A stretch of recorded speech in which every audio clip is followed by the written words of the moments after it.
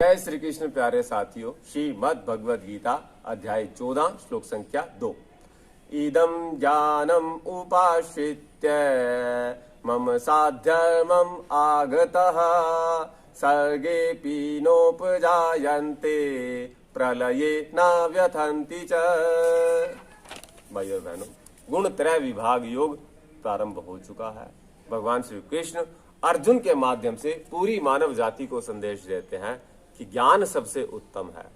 और हे अर्जुन, इस ज्ञान को आश्रय करके, अर्थात जिसने इस ज्ञान को धारण कर लिया है, अर्थात ज्ञान केवल वाणी का विषय नहीं है कि मात्र हमने अपने मुखारविंद से इसकी चर्चा कर दी और वाहवाही लूट ली। साथियों, ज्ञान तो अपने जीवन में धारण करने के लिए है, अर्थात उस बात का कहने का कोई फायदा नहीं जब तक हम उसे अपने जीवन में उतार न लें।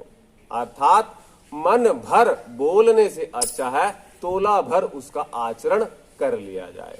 अतः कृष्ण कहते हैं, हे अर्जुन, उस ज्ञान का आश्रय करके, अर्थात उसे धारण करके मेरे स्वरूप को जो साधक प्राप्त हो जाते हैं, फिर वो सृष्टि के प्रारंभ में पुनः उत्पन्न नहीं होते, अर्थात उनका पुनर्जन्म नहीं होता, वो मुझमें लीन हो जाते हैं। और उसी प्रकार से जब प्रलय काल का समय आता है, अर्थात इस सृष्टि को समेटने का समय आता है, सारी सृष्टि जब तहस नहस करने का समय आता है, तो कहते हैं भगवान, उस समय जो वो जीव हैं वो व्यथित नहीं होते, अर्थात दुख को प्राप्त नहीं होते।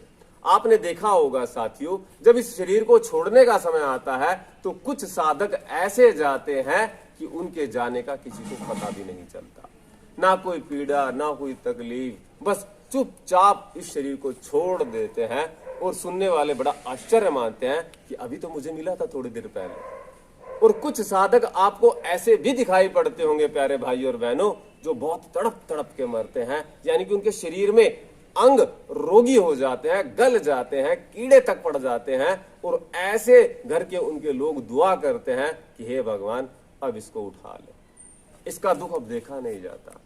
तो साथियों, सारा खेल कर्मों का है। जब तक हम अपने कर्मों को नहीं सुधारेंगे तब तक हमारा जीवन सुधरने वाला नहीं है। निष्काम कर्मयोग का आश्रय हमें लेना ही होगा। आपसे निवेदन करूंगा, जागरण टीवी शिकागो और योगी जितेंद्र के नाम से आप हमारे पेज को फेसबुक पर, यूट्यूब पर और इंस्टाग्राम पर लाइक करें और अधिक से अधिक वीडियो को यंगर जनरेशन के पास पहुंचाने में हमारी मदद करें। शुक्रिया, धन्यवाद।